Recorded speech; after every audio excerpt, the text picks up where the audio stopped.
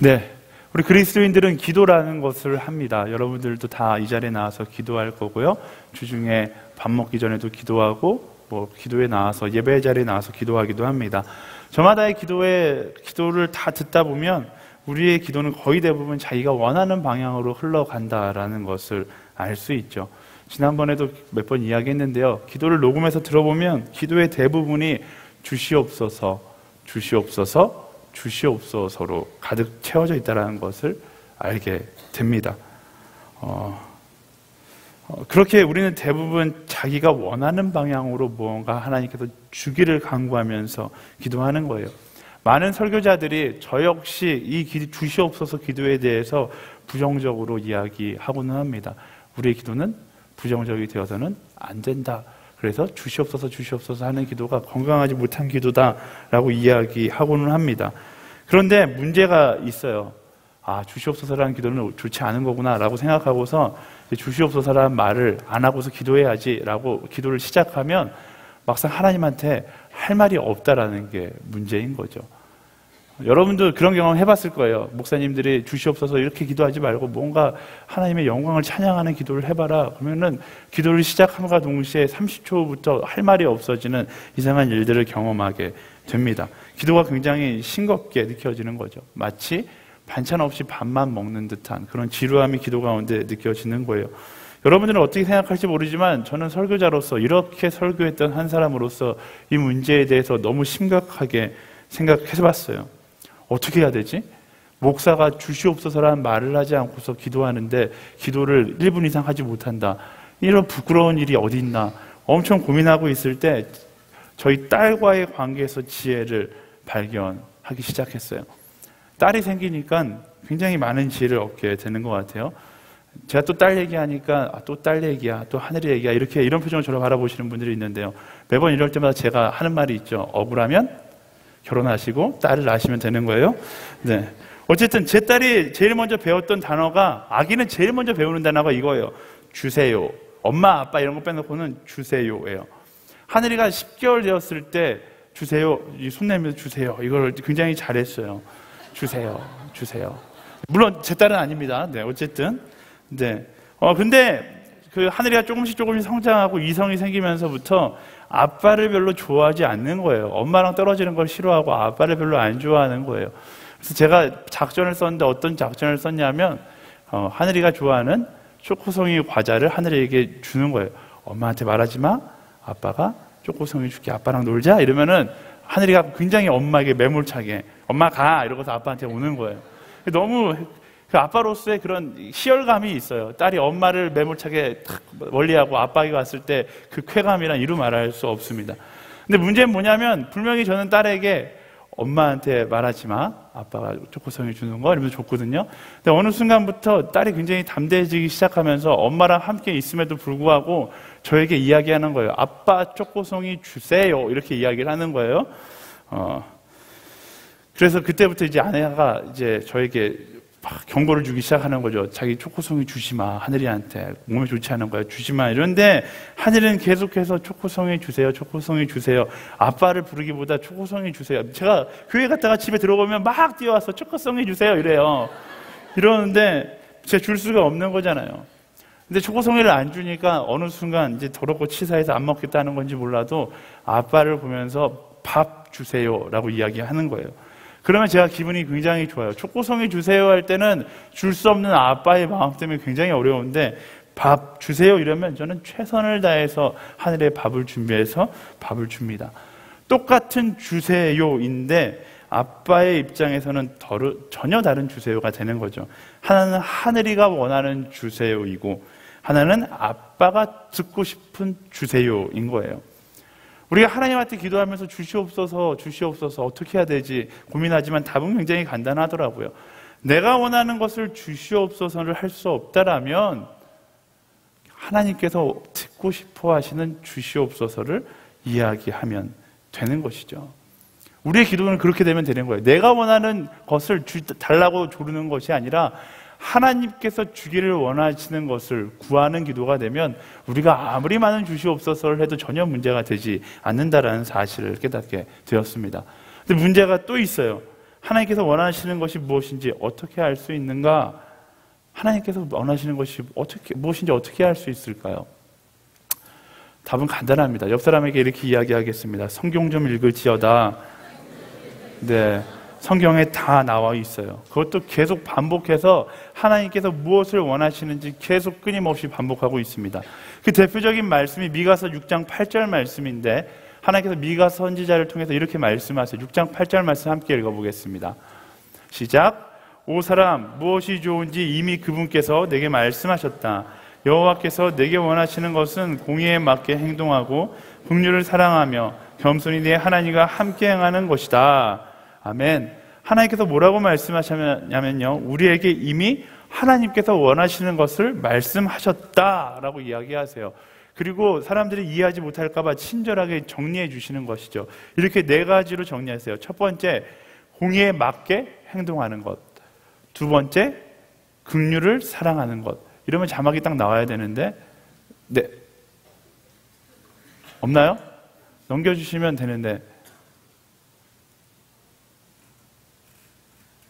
네, 네, 제가 할게요. 우리 자막팀한테 박수 한번 쳐줄게요. 네. 네, 세 번째, 겸손한 것. 네 번째, 하나님과 함께 동행하는 것. 일종의 그리스도인의 삶의 체크리스트 같은 거예요. 내가 옳은 길로 걸어가고 있는가? 어떤 선택의 갈림길에서 이 네 가지를 내 선택에 대입해 보면 돼요. 내가 선택하는 것이 공의에 맞게 행동하는 것인가? 긍휼을 사랑하는 선택인가? 겸손한 선택인가? 하나님과 함께하는 행동인가를 점검하면 되는 것이죠. 멋지지 않습니까? 우리의 기도 제목들도 마찬가지예요. 바로 이 하나님께서 원하시는 것에 합당한 것인지를 먼저 바라보는 거죠. 그냥 무작정 막 주시옵소서 기도하는 것이 아니라, 내가 기도할 문제에 대해서 내가 하나님께 주시옵소서 하고 간구할 그것에 대해서 이것이 이 조건에 맞는지를 먼저 확인하는 거예요. 그리고 이 조건에 맞다라면 그때부터는 1000번이고 10,000번이고 주시옵소서를 우겨도 우리는 전혀 죄책감을 느낄 필요가 없다라는 것이죠. 일명 공식적으로 하나님한테 강요할 수 있는 기도가 된다라는 겁니다. 바로 이 네 가지 조건을 패스하면 말이죠. 그리고 이것이 말씀이 이야기하는 바로 먼저 그 나라와 그를 구하라 라는 기도가 되는 거예요. 그런데 사람들은요, 여전히 자신들의 욕심이 먼저고 욕심을 따라 기도하고 자기중심적으로 기도하기를 즐거워합니다. 또 그렇게 살기를 소망하고 그렇게 욕심을 따라 살아가고자 하죠. 사람들은 그것을 행복이라고 이야기해요. 내 욕심을 따라 내 욕심을 이루며 살아가는 것을 행복이라고 이야기합니다.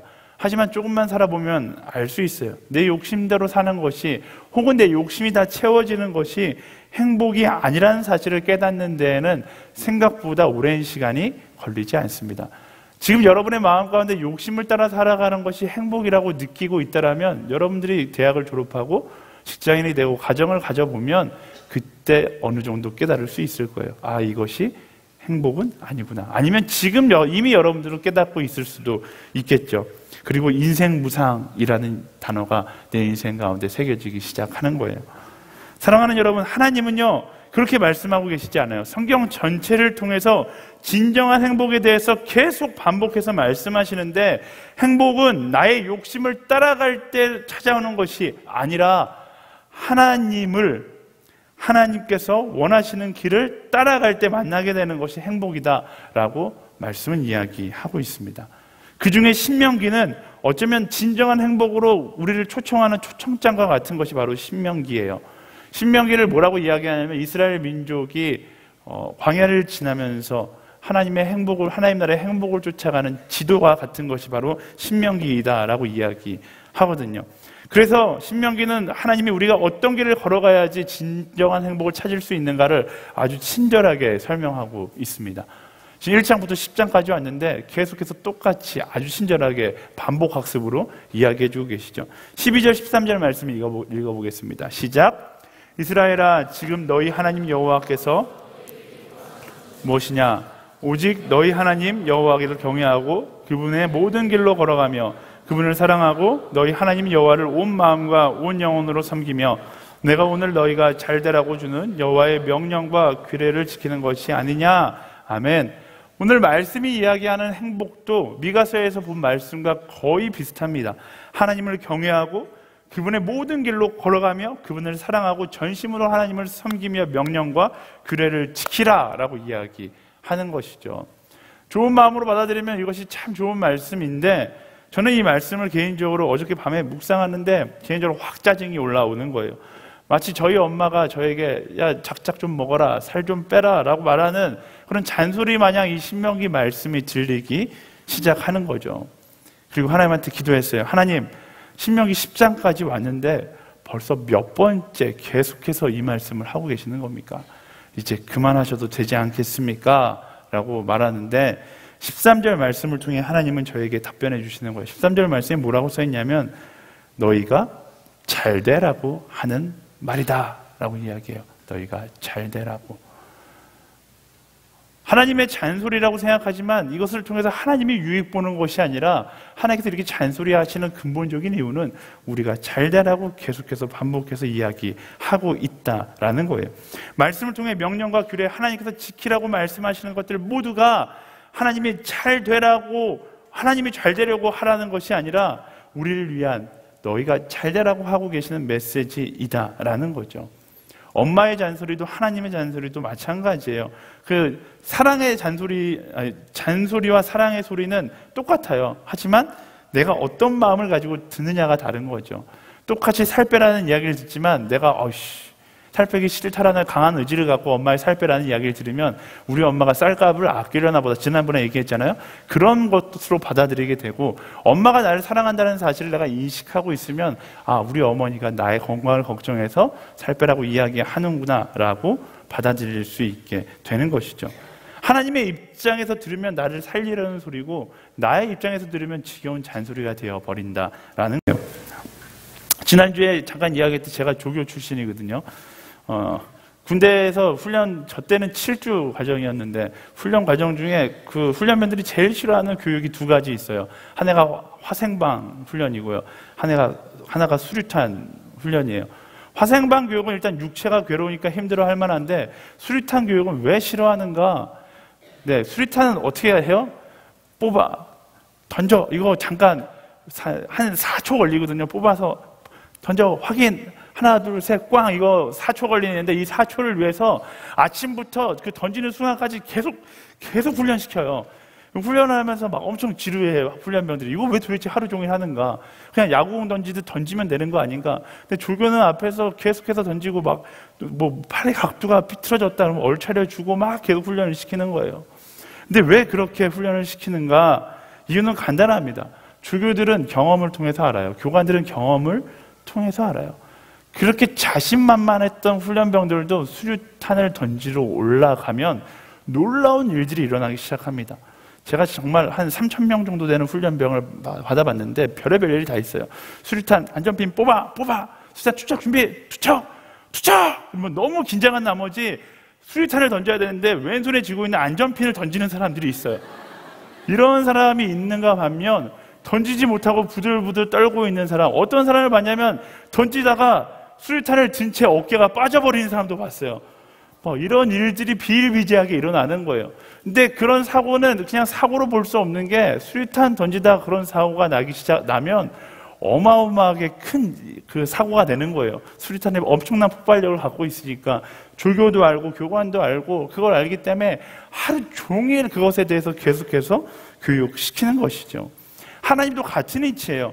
사람이 약하다라는 것을 너무나 잘 알고 계시기 때문에 말씀을 펼쳐보면 한 장 한 장 넘어갈 때마다 쉴 새 없이 하나님의 잔소리가 계속해서 우리를 향하게 되는 거예요. 이유는 간단하죠. 우리가 너무나 약하기 때문에 그래요. 뭐에 약해요? 우리가 죄에 너무나 약하기 때문에 그래요. 사람은 죄를 너무나 사랑합니다. 조금만 마음을 내려놓으면 말씀이 이야기하고 있는 그 하나님께서 초청한 길로 가지 않고 반대로 살아가고 싶어해요. 오늘 말씀을 반대로 읽으면 나의 의지가 된다니까요. 하나님만을 경외하기보다 세상의 돈을 경외하며 살아가기를 즐거워하고, 하나님을 사랑하기보다 세상의 쾌락을 사랑하기를 즐거워하며, 온 마음과 온 영혼으로 하나님을 섬기기보다 온 마음과 온 영혼을 다하여 성공하기를 소망하는 사람이 오늘날 살아가는 우리의 모습이고 나의 내적인 모습이다라는 것입니다. 온 마음과 온 영혼으로 하나님을 사랑해야 되는데 우리의 이상하게 유익의 길은, 우리의 욕심의 길은 그 반대의 길을 선택하며 가고 싶어 한다라는 거죠. 지난주에 나누었던 것처럼 나의 내적인 의지가 가고 싶어하는 방향은 거의 대부분 다 죄를 향하고 있다라고 해도 과언이 아닐 만큼 우리는 죄를 사랑하고 죄에 끌려가고는 합니다. 그리고 우리는 어떻게 해야 돼요? 하나님께서 말씀하시는 것처럼 우리의 연약함을 인정하고 하나님의 잔소리를 끊임없이 들으면서 각성하며 살아가야 하는 거예요. 나의 연약함을 인정하는 사람이 말씀을 펼쳐들고 말씀을 읽는 거예요. 주일날 와서 목사님 설교 한번 들으면 되겠지, 홀리스타에서 그 아침 큐티 한번 하면 되겠지, 그것이 아니라 그건 교만한 거죠. 나는 죄에 빠질 수밖에 없다라는 것을 인정하고 끊임없이 말씀을 펼쳐들고 하나님의 잔소리를 스스로 선택해서 들을 수 있는 사람이 되어야 하는 것입니다. 그래서 연약함을 아는 사람이 찾아가는 것이 예배의 자리고, 연약함을 아는 사람이 찾아가는 것이 기도의 자리인 거예요. 저는 여러분들이 기도 안 한, 이렇게 너무 단정짐이 이상하니까요, 기도 안 할지도 모른다라고 생각해요. 근데 그런 교만한 선택을 하지 않았으면 좋겠어요. 화부대학부의 모든 예배가 저는 가득 찼으면 좋겠어요. 제가 칭찬받기 위해서 가득 차는 것이 아니라 연약함을 인정하는 사람이 그토록 많아졌으면 좋겠어요. 홀리스타가, 우리 홀리스타 다 들어와도 50명, 60명 들어올 수 있거든요. 근데 가득 찬 적이 없어요. 저는 가득 찼으면 좋겠어요. 왜? 우리의 연약함을 아침마다 자각하는 사람들이 그렇게 많아졌으면 좋겠어요. 화요 성령 집회가 가득 찼으면 좋겠고요. 우리 더 콜링이 가득 찼으면 좋겠어요. 어떻게? 나의 연약함을 인정하고 스스로 그 자리를 찾는 사람들이 많아져야 하는 것이죠. 제가 여러분들에게 왜 주일 예배 나와라, 성경 좀 읽어라, 오늘 막 이 시간 엄청 들여가면서 카운트다운 등록해라 이렇게 강조할까요? 이런 거 왜 할까요? 막 제가 이거 강조하면 이제 생각하는, 목사님이 지금 예산 맞추려고 지금 많은 사람의 숫자들을 동원하고 있구나라고 생각하는 이런 세속적인 생각을 하는 사람들, 예수님 그리스도 이름으로 떠나갈지어다. 네, 그렇지 않아요. 이 카운트다운 집회는 마이너스 집회예요. 오늘의 교회 대학 청년부가 하는 모든 집회가 다 마이너스 집회예요. 쉽게 말하면요, 여러분들 한 명의 신청서가 들어올 때 마이너스 얼마가 됐네? 마이너스 얼마가 됐네? 이렇게 돈 계산을 하는 거예요. 예산을 어떻게 확장해 나가냐면요, 여러분들이 많이 신청하면 더 많이 마이너스가 되는 집회가 이 카운트다운 집회예요. 교역자들도 이 카운트다운 집회하는 거 너무 힘들어요. 3개월 전부터 일주일에 2번씩 만나서 회의하면서, 회의도 좀 길어야죠. 3시간씩 막 머리 싸움해가면서 회의하거든요. 근데 왜 그렇게 해요? 왜 그렇게 해요? 교회에서 인정받으려고요? 그렇지 않아요. 이유는 간단해요. 이 시대의 청년들을 살리는 일이기 때문에 그런 거예요. 제가 아마 앞으로 3주 동안도 계속해서 끊임없이 여러분들에게 카운트다운 하자라고 잔소리 할 거예요. 이유는 간단해요. 저의 유익이 아니라 여러분들을 살리기 위한 하나님의 마음이 여기에 있기 때문에 그런 거예요. 여러분들 카운트다운 신청하기를 바랍니다. 옆 사람이 선포할게요. 함께 예배하는 사람이 되기를 소망합니다. 네, 굉장히 중요해요. 나의 삶의 방향이 말씀을 따라서, 하나님의 잔소리를 따라서 하나님의 방향으로 가는 것, 그것은 너무나 중요합니다. 누가복음 15장 탕자의 비유를 통해서 우리가 알 수 있는 것이 있어요. 세상의 욕심을 따라 살아가다 보면 행복한 것처럼 느껴지고 그 쾌락이 내 인생에 너무나 달콤하게 느껴지는 거예요. 하지만 결국 바닥에서 울 수밖에 없는 존재가 되어버린다라는 것이죠. 왜냐하면 그 쾌락 가운데 우리는 우리의 존귀함을 잃어버린 채 살아가기 때문에 그런 거예요. 토요일 새벽, 금요일 밤, 홍대 밤거리를 여러분 나아가 보세요. 저는 정말로 자주 가거든요. 그곳에 가면 자신의 존귀함과 쾌락을 바꾸고서 방황한 채 술에 취해서 쓰러져 있는 사람들이 정말로 많아요. 새벽 4시 반에 홍대 놀이터 가보세요. 저기 사람인지 개인지 구별 안 되는 사람들이 길거리에 누워서 자고 있어요. 그 사람은 어떤 꿈을 꾸고 있을까요? 엄청 행복한 꿈을 꾸고 있을 거예요. 술에 만취가 돼서 행복해한 표정으로 자고 있지만 제정신은 우리가 그 사람들을 바라봤을 때 어떤 느낌이 듭니까? 와, 부럽다. 나도 저기서 같이 옆에서 자고 싶다. 이런 생각할까요? 그게 세상의 쾌락을 쫓아가는 사람들의 결과와 같은 거예요. 그것이 행복이라 생각하지만 깨어서 조금만 깨어 있다라면 그것은 행복이 아니다라는 것을 알게 되는 거죠. 하나님을 따라간다는 것은 반대의 것을 이야기해요. 지금 이 순간만큼은 따라가는 그 순간이 너무나 괴롭고 힘들 수 있지만 그 힘든 시간들을 통하여서 우리는 우리의 존재의 존귀함을 깨닫게 되는 거예요. 말씀이 그것을 약속하고 있습니다. 하나님을 따라갈 때 너희가 편하게 걸어갈 것이다라고 이야기하지 않아요. 좁은 문으로 가고 좁은 길로 갈 것이라고 이야기하지만 한 가지 확실히 약속하는 것이 있는데, 너희가 의의 길을 따라, 하나님의 길을 따라, 말씀의 길을 따라 간다라면 너희는 너희 존재의 존귀함을 깨닫게 할 것이다 라고 말씀은 약속하고 있는 거예요. 14절 15절 말씀 읽어볼까요? 14절 15절 시작. 보라, 하늘과 하늘에서 가장 높은 하늘도 땅과 그 안의 모든 것도 너희 하나님 여호와께 속해 있다. 오직 여호와께서 지금처럼 다른 모든 민족들 가운데 너희를 선택하신 것은 너희 조상들을 기뻐하고 사랑하셨기 때문이다. 아멘. 말씀은 정확하게 이야기해요. 하나님은 전지전능하시다. 하늘도 우주도 이 땅도 하나님께 속해 있다. 그런데 그 하나님께서 우리를 선택하시고 우리를 사랑한다라고 말씀하시는 거예요. 그 하나님이란 존재에 비하면 나는 아주 미천한 존재인데 그 전지전능한 하나님께서 우리를 향하여 사랑한다라고 말씀하시는 것이죠. 그래서 우리가 그 하나님의 사랑을 신뢰하고 그 길을 따라 나아갈 때 우리는 우리의 존재의 존귀함을 깨닫게 될 수 있다라는 거예요. 그리고 말씀은 그 길에 대해서 이렇게 이야기하는 거예요. 그것이 우리가 사는 길이다라고 이야기하고 있는 거예요. 사는 길을 선택하는 여러분들이 되기를 예수님의 이름으로 축원합니다. 그 사는 길은 무엇인가? 이어지는 신명기 말씀에서, 신명기 10장 말씀에서 좀 더 구체적으로 이야기하고 있는데요. 오늘 이 구체적인 이야기 잠깐 나누고 말씀 마칠게요. 16절, 17절 말씀을 읽어보겠습니다. 16절과 17절 말씀 시작. 그러므로 너희 마음에 할례를 행하고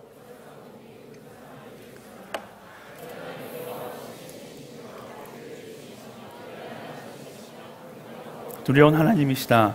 그분은 사람을 겉모양으로 보지 않으시고 뇌물을 받지 않으시는 분이다. 하나님을 경외하고 그분의 길을 따라가기에 그러므로 우리는 마음의 할례를 행하고 목이 곧은 사람이 되지 말라. 말씀을 이렇게 이야기합니다. 마음의 할례는 무엇을 의미할까? 목이 곧은 사람은 무엇을 말하고 있을까? 여러 가지 의미가 있지만 앞뒤 문맥을 따라 보면 결국 가식적인 사람이 되거나 교만한 사람이 되지 말라라고 이야기하는 거예요. 이 당시 이스라엘 백성은 누구나 다 할례를 받았습니다. 할례가 뭔지 모르는 사람 없으시죠? 민망한 얘기이기 때문에 길게 이야기하지 않을게요. 하나님과 이스라엘 백성이 언약을 맺었다라는 것을 상징하는 징표와 같은 거예요. 누구나 다 맺었어요. 근데 하나님께서는 그 육체의 할례를 넘어서 그 마음의 할례를 받으라고 오늘 말씀 가운데 이야기하고 있습니다. 여기서 한 가지 궁금증이 생겨나요. 좀 민망한 얘기지만 왜 이스라엘 남자들은 그 고통을 견디어야 했는가라는 궁금증이 생겨나는 거죠. 할례, 근데 남자들은 다 알지만 굉장히 고통스러운 거예요. 그래서 초등학교 1학년 때 저희 아버지가 병원에 저를 데려가시면서, 저희 아버지는 목회자이기 때문에 성경적인 근거를 둬서 저에게 요즘은 그 포경수술이라고 이야기하지만 저희 아버지는 할례라는 표현을 쓰셨어요. 하나님의 자녀로서 할례를 받아야 되지 않겠니? 제가 조금이라도 성경적 지식이 있었다면 그때 반박이라도 해봤을 텐데, 초등학교 1학년 그 시절 저는 제가 율법으로부터 자유한지 몰랐어요. 그냥 영광의 고통이라고 생각했습니다. 그리고 할례를 받고 시간이 지나고 나서 궁금해지기 시작했어요. 왜 하필 그곳인가? 너무 흥분하면 안 돼요. 네. 왜 하필 은밀한 곳인가? 왜 하필 그렇게 가장 고통스러운 곳에 할례를 받아야 하는가? 그냥 이마나 팔뚝 이런 데 받으면 좋잖아요. 어차피 하나님의 백성이 됐다는 것이 자랑스러우면 이마에다가 Yes, I'm a Christian 이런 거 도장 빡, 문신 빡 새기고 다니면 되는 거잖아요. 근데 왜 그토록 고통스러운 선택을 해야 하는가라는 거죠. 제가 내린 결론은 이거예요. 자랑하지 말라라는 것이죠. 자랑하지 말라. 할례는 자랑이 아니라 책임을 의미하기 때문에 그래요. 은밀한 곳에 받았기 때문에 사람은 그것을 자랑할 수 없습니다. 하나님께서 할례를 통해서 원하셨던 건 자랑하는 백성이 되라가 아니라 책임지는 백성이 되라라고 말씀하시고자 하신 거죠. 그래서 오늘 말씀에서 이야기하고 있는 게 뭐예요? 육신의 할례를 넘어서 마음의 할례를 받으라는 것은 너가 하나님의 백성의 책임을 다하는 인생을 살아가라라고 이야기하는 거예요. 어쩌면 보여지는 것이 너무나 중요하고 인정받는 것이 너무나 중요한 오늘의 사회 가운데 이 신명기 10장의 말씀은요, 엄청난 도전을 주는 말씀입니다. 많은 사람들이 의를 행하고 선을 행하지만 보여지기식의 의와 선이 너무나 많죠. 결국 그 행동의 이면에는 뭐예요? 내가 빛나고자 하는, 자기를 자랑하고자 하는 속내가 숨겨져 있다는 것을 알 수 있습니다. 근데 말씀은요, 자랑이 아니라 사랑하라고 이야기하고 있어요. 한번 따라해 보시겠어요? 자랑이 아니라 사랑이다. 그래서 말씀이 이야기하는 사랑은요, 세상의 사랑과 구별되어야 하는 거예요. 말씀 가운데 하나님께서 의의 길을 걸어가는 것을 뭐라고 얘기하는가? 그것을 자랑하는 인생이 되는 것이 아니라 사랑하는 인생이 되라고 이야기하는데, 그 사랑은 세상의 사랑과 구별된다라는 거예요. 하나님은 그 사랑에 대해서 이렇게 설명합니다. 18절과 19절 말씀 읽어보겠습니다. 시작. 그분은 고아와 과부의 사정을 변호하시고 이방 사람들에게 먹을 것과 입을 것을 주시며 사랑하시는 분이다. 그러니 너희는 이방 사람들을 사랑해야 한다. 이는 너희 자신도 이집트에서 이방 사람들이었기 때문이다. 아멘. 하나님께서 말씀하시는 사랑하는 인생의 두 가지 특징이 있어요. 첫 번째는 제가 자주 하는 이야기인데, 사랑할 수 있는 것을 사랑하는 것이 아니라 사랑할 수 없는 것이 진정한 사랑이다라고 이야기하고 있습니다. 말씀이 이야기하고 있는 고아와 과부, 이방 사람들은 그 시대에 가장 천대받는 사람들이었어요. 근데 그 천대받는 사람들을 사랑하시는 하나님에 대해서 이야기하고, 너희도 그들을 사랑해라 라고 이야기하고 계신 것이죠. 이것이 진정한 사랑의 모습이고 방향이에요. 우리가 삶을 살아가면서 사랑할 수 있는 것만을 사랑하는 건 성경적으로 사랑이라고 이야기하지 않습니다. 어떻게 보면 연민, 도와주는 것이라고 이야기할 수 있죠. 성경이 말하는 사랑은 사랑할 수 없는 존재를 사랑하는 거예요. 여러분들이 연인끼리 데이트하잖아요. 저는 솔직하게 말해서 결혼해 보니까 연인끼리 데이트하는 건 사랑이라고 말하기 좀 부족한 것 같아요. 결혼하고 나서 그 사람의 연약함을 보고도 그 사람을 품어줄 수 있는 게 진짜 사랑인 것이죠. 사랑할 수 없는 걸 사랑하는 게 그게 진짜 사랑이에요. 지난 그 겨울에 일본 오이타 아우리치 가서 굉장히 감동 깊은 일을 경험했어요. 아우리치 갔던 친구들은 다 기억날 텐데, 주일날 제가 주일 설교를 했거든요. 제 설교가 감동적이었다는 게 아니라 끝까지 들으셔야 돼요. 주일 설교를 하면서 제가 하용조 목사님 이야기를 잠깐 나눴어요. 하용조 목사님 일본 아울리 러브소나타 가서 이런 설교를 하셨거든요. 일본을 용서하지 못했던 교만했던 우리를 용서해 주십시오. 일본 사람들에게 오히려 용서를 구하시는 설교를 했어요. 그때 그 옆에 통역을 하던 일본 목사님이 통역을 못할 정도로 막 펑펑 우시면서 통역을 했던 기억이 있습니다. 이 이야기를 하면서 사랑에 대해서 이야기했어요. 근데 이 설교가 마치고 예배가 마친 후에 저희가 그 아울리치 팀이 막 이렇게 그 일본 교회를 섬기고 블레싱하는 시간을 1시간 정도 가졌어요. 그리고 그 순서의 마지막으로 그 교회 원로 목사인 히로타 목사님을 초청해서 한 말씀 하게 해드렸거든요. 그래서 저는 뭐 히로타 목사님, 전 자주 뵈는 목사님이니까 나오셔서 감사합니다, 한국에서 와주셔서 너무나 고맙고 우리가 힘이 납니다, 뭐 이 정도 이야기할 줄 알았거든요. 근데 나오셔서 갑자기 히로타 목사님이 이런 얘기를 하시는 거예요. 하영조 목사님 이야기를 하면서 제가 마음 가운데 드는 생각이 있었다. 우리가 이 친구들에게 해준 것도 하나도 없고 한국에게 잘해준 것도 하나도 없는데, 이 한국의 친구들은 계속해서 우리를 찾아와서 사랑한다라고 이야기한다. 뭔가 분위기가 막 심하게 흘러. 사실 솔직히 말하면 이 이야기를 하고 계실 때 저는 스케줄을 조정하기 위해서 밖에 나가 있었거든요. 밖에 나가 있었는데, 근데 딱 들어왔는데 사람들이 다 일어서 있는 거예요. 히로타 목사님이 막 이야기를 하시는 거죠. 이 자리에서 우리가 다 일어나서 우리가 이들에게 우리 조상들을 대신해서 사과해야 한다. 저는 솔직히 사과해야 한다밖에 못 들었어요. 딱 들어왔는데 히로타 목사님이 말을 하고 통역해주는 그 신중한 목사님이 사과해야 합니다, 딱 이렇게 이야기하는 것밖에 못 들었어요. 근데 분위기가 너무 막 엄숙하고 우리가 뭘 잘못했나? 뭘 사과해야 되지? 막 이러고 있는데 갑자기 그 통역하시는 신중한 목사님이 훌쩍훌쩍 울기 시작하는 거예요. 그 앞에 지금 이름을 거론하면 굉장히 부끄러울 수 있으니까 이름을 거론하지 않을게요. 몇몇 자매가, 한국인 자매가 막 흐느껴 울기 시작하는 거예요. 저는 굉장히 놀랐어요. 얼마나 큰 잘못을 했길래 저렇게 울고 있는가.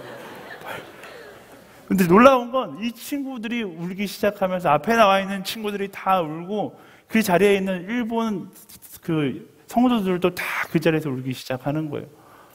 그리고 한 사람 한 사람 포옹해주면서 서로를 위해 용서하고 용납하는 시간을 가졌던 기억이 있습니다. 그 자리에서 느꼈던 진정한 사랑의 힘이 그건 것 같아요.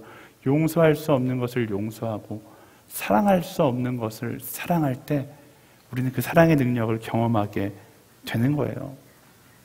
전 여러분들이 그런 사랑을 할 수 있게 되기를 예수님의 이름으로 축원합니다. 사랑할 수 있는 것을 사랑하는 것은 사랑이 아니에요. 그건 누구나 할 수 있는 거죠.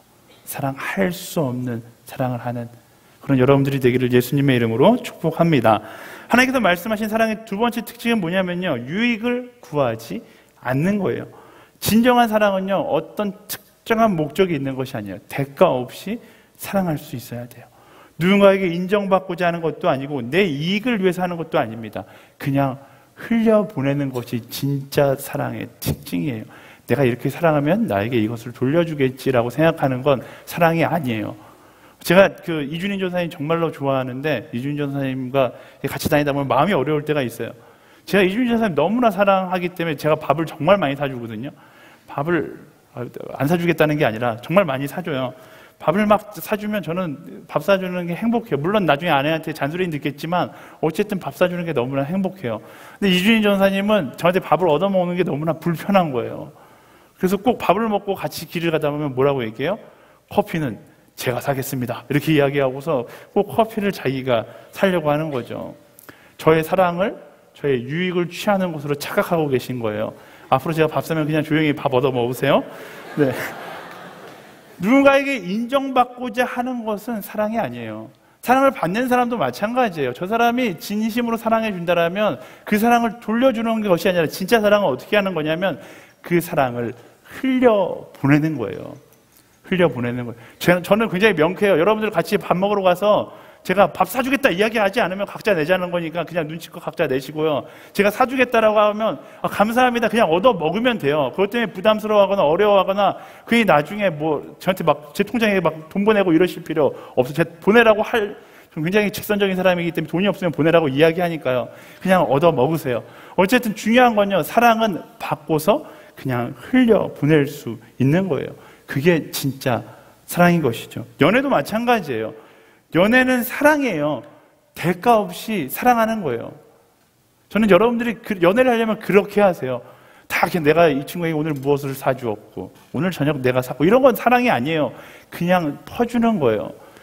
그래서 사랑했는지 사랑하지 않았는지 어떻게 알 수 있어요? 헤어질 때 알 수 있어요. 너 정말 나 진심으로 사랑했어? 여자친구가 이렇게 묻잖아요. 뭘 생각해야 돼요? 내가 줬던 게 아까웠다. 갑자기 아까운 마음이 확 올라온다. 그럼 진심으로 사랑하지 않은 거죠. 줬던 것들이 아깝지 않고 그 시간들이 후회되지 않는다 해야지 진심으로 사랑한 거예요.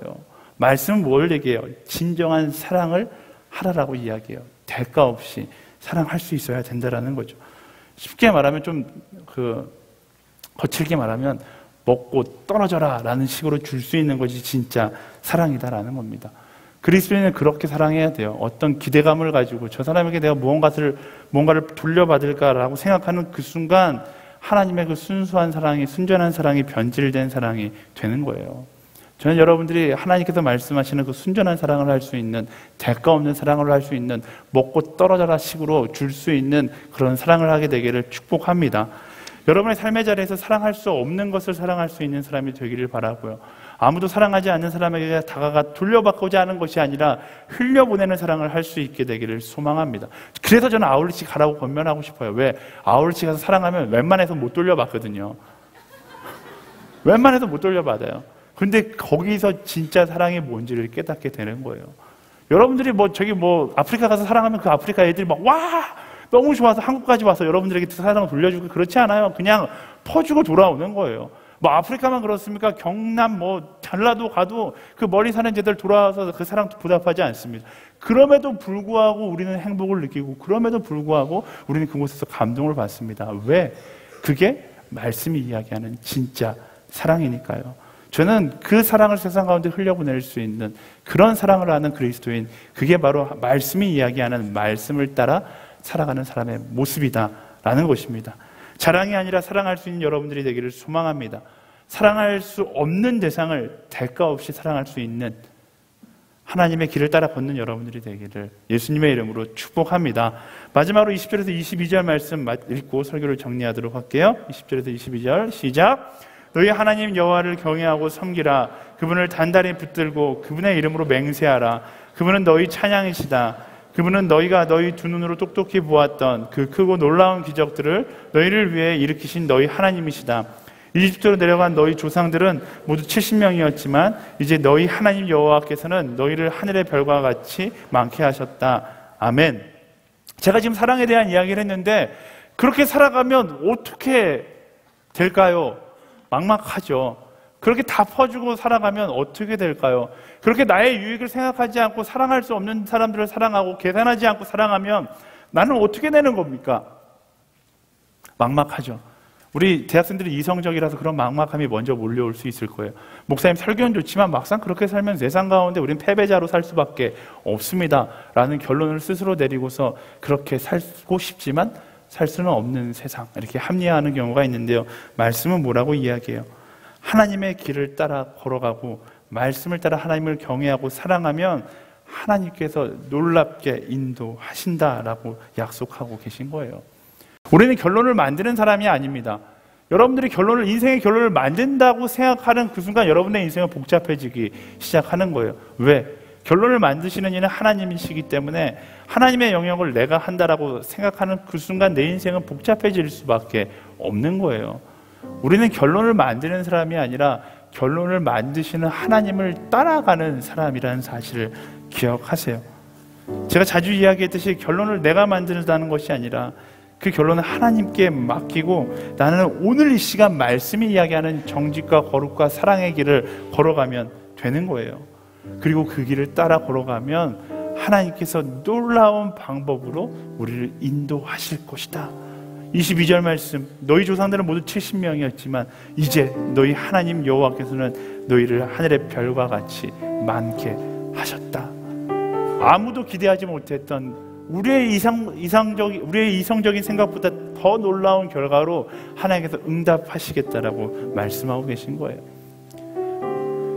사랑하는 여러분, 여러분의 머리로 결론을 생각하면 우린 조금 더 거룩한 인생을 살아갈 수가 없습니다. 우리는 예수 바보가 돼야 되는 거예요. 나의 머리로 내린 결론을 내려놓고 바보처럼 말씀이라는 과정을 따라 살아가면 하나님께서 결론을 써주시는 것입니다. 하나님께서 써주시는 결론 보고 싶지 않습니까? 저는 그것이 너무나 보고 싶습니다. 설사 그것이 내 인생 가운데 다 쓰여지지 않는다 할지라도 저는 그 결론은 하늘나라에 가서라도 보고 싶습니다. 하나님의 역사는 오늘의 나의 정직과 오늘의 나의 거룩과 오늘의 나의 사랑을 통해서 쓰여진다는 마음을 갖고 하나님의 역사에 동참하는 여러분들이 되기를 예수님의 이름으로 축복합니다. 말씀을 정리하겠습니다. 하나님은 오늘도 우리를 행복으로 초청하고 계십니다. 그 행복으로의 초대는 나의 욕심을 내려놓고 말씀을 따라 살기로 결단하는 것으로부터 시작되는 거예요. 주일날 우리가 왜 모입니까? 이 자리에 모여서 뭐 하는 거냐면 내 욕심을 내려놓고 결단하는 거예요. 어저께까지는 정말 그지처럼 내 욕심 따라서 집요하게 찌질이같이 살았지만 오늘 이 시간 내 욕심을 내려놓고 이제부터는 말씀을 따라 살아가겠다라고 결단하는 것입니다.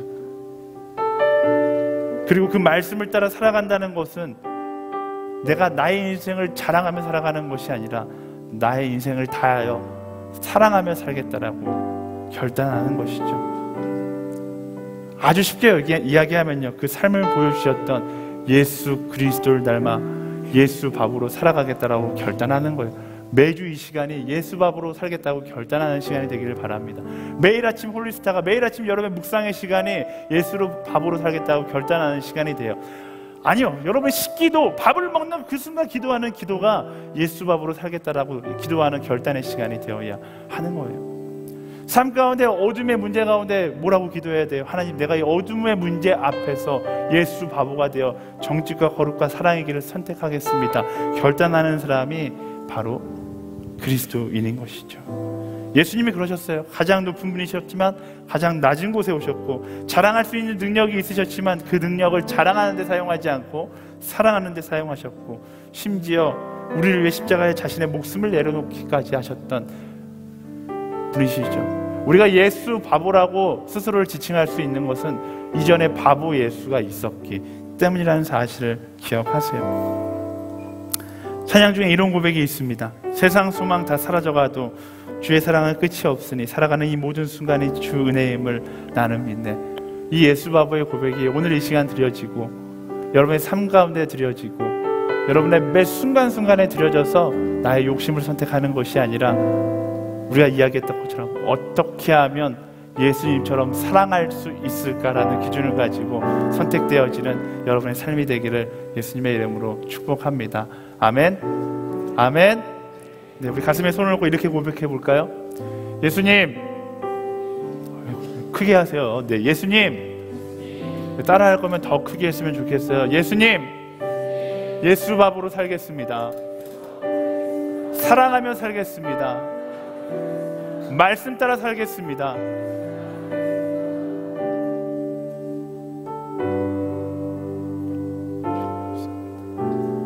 주님 감사합니다. 예수 밥으로 살기로 결단한 우리들 가운데 함께하여 주시옵소서. 이 고백은 변하지 않습니다. 이 결단은 변할 수 없습니다. 어떠한 순간에도, 어떠한 상황에도. 세상 소망 다 사라져가도 주의 사랑은 끝이 없으니 살아가는 이 모든 순간이 주의 힘을 나는 믿네. 세상 소망 다 사라져가도, 세상 소망 다 사라져가도 주의 사랑은 끝이 없으니 살아가는 이 모든 순간이 주의 힘을 나는 믿네. 처음부터 고백해볼까요? 주 나의 모습 보내. 주 나의 모습 보내. 상한 우리의 마음 누구보다도 하나님이 더 잘 아십니다. 상한 나의 마음 보시네. 주님은 우리의 눈물도 알고 계십니다. 주 나의 눈물 안에 홀로 울던 마음 아시네. 주 사랑 내게 있네. 주 사랑 내게 있네. 그 사랑이 날 채우네. 주내 내게 있네. 그대로 난 세우네. 우리 하나님께 약속하며 나아갈까요? 세상 소망 다 사라져가고 주의 사랑 끝이 없으니 살아가는 이 모든 순간이 주의 힘을 나는 믿네. 세상 소망 다 사라져가고 주의 사랑은 끝이 없으니 살아가는 이 모든 순간이 주의 힘을 나는 믿네. 여러분 가운데 두려운 분들이 계십니까? 하나님께서 이 시간 말씀하시기를 세상의 욕심을 내려놓고 세상의 소망을 바라보는 것이 아니라 온전히 하나님을 바라보기를 원하시고 계십니다. 우리가 두려워하는 이유요, 우리가 걱정하는 이유, 우리가 이 자리에 예배드리고 있으면서도 초조해하는 이유는 간단합니다. 아직 내 안에 세상 소망을 쫓고자 하는 마음이 있기 때문에 그래요. 하나님께서 이 시간 여러분을 초청하고 계십니다. 90%짜리 그리스도인이 아니라 세상 소망 내려놓고 하나님 나라의 소망을 품고 가는 100% 하나님의 사람이 되기를 하나님께서 원하시고 여러분들이 그 자리로 초청하고 있습니다. 이제 우리 두 눈을 감고 함께 기도하며 나아갈 때, 하나님, 세상 소망을 바라보는 인생이 아니라 주의 사랑을 바라보는 인생 되게 하여 주시옵소서. 세상의 욕심을 따라 살아가는 인생이 아니라 하나님의 말씀을 따라 살아가는 인생 되게 하여 주시옵소서. 두려움에 쫓기며 살아가는 인생이 아니라 말씀 말씀을 따라 담대하게 살아가는 하나님의 사람이 되게 하여 주시옵소서. 내가 그리스도 예수의 이름으로 명하노니 세상의 소망의 전부라고 이야기하는 어둠의 세계로 떠나갈지어다. 우리 주여 한 번으로 주와 함께 기도하며 나아가겠습니다. 주여, 하나님 그렇습니다.